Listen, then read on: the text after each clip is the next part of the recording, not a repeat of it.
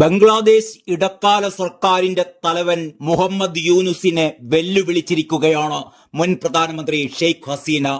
ആഭ്യന്തര കലാപത്തിനിടെ രക്ഷ തേടി ഇന്ത്യയിലെത്തിയ ഹസീന ഒരു സൂം മീറ്റിംഗിനിടെയാണ് യൂനുസിനെ അതിരൂക്ഷമായ ഭാഷയിൽ വിമർശിച്ചത്. യൂനുസ് ഒരു മോബ്സ്റ്റർ ആണ് എന്നും രാജ്യത്ത് അധർമ്മം വളർത്തുകയാണെന്നും ഹസീന തുറന്നടിച്ചു. ക്രിമിനലുകളുടെ തലവനെന്നാണ് മോബ്സ്റ്റർ എന്ന പദത്തിന്റെ അർത്ഥം.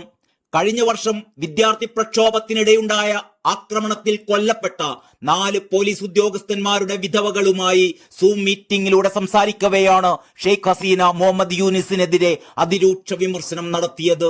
യൂനുസ് രാജ്യത്ത് ഭീകരരെ അഴിച്ചുവിടുകയാണ് എന്നും ബംഗ്ലാദേശിൽ അധർമ്മം വളർത്തുന്നതിൽ പ്രധാന പങ്കാണ് മുഹമ്മദ് യൂനുസ് വഹിക്കുന്നത് എന്നും ഷെയ്ഖ് ഹസീന ആരോപിച്ചു. 2024 ആഗസ്റ്റ് 5-നുണ്ടായ ദാരുണ സംഭവത്തിൽ ഹസീന ദുഃഖം രേഖപ്പെടുത്തി. താൻ ബംഗ്ലാദേശിൽ തിരിച്ചെത്തി പോലീസുകാരുടെ മരണത്തിന് പ്രതികാരം ചെയ്യുമെന്ന് സൂം മീറ്റിംഗിനിടെ വിധവകൾക്ക് അവർ വാക്കുകൊടുത്തു. പോലീസുകാരുടെ കൊലപാതകങ്ങൾ തന്നെ അധികാരത്തിൽ നിന്ന് പുറത്താക്കാനുള്ള പദ്ധതികളുടെ ഭാഗമായിട്ടായിരുന്നുവെന്നാണ് ഹസീന പറയുന്നത്.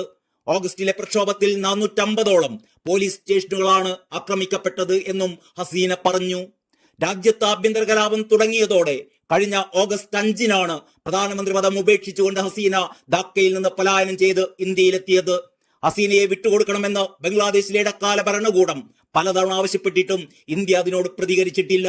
അതേസമയം ഹസീനയെ തിരികെ എത്തിക്കുക തന്നെ ചെയ്യുമെന്നും ഇതിന് തന്നെയാണ് മുഖ്യ പരിഗണന നൽകുന്നതെന്നും ബംഗ്ലാദേശിലെ ഇടക്കാല ഭരണകൂടവും ആവർത്തിച്ചിട്ടുണ്ട്.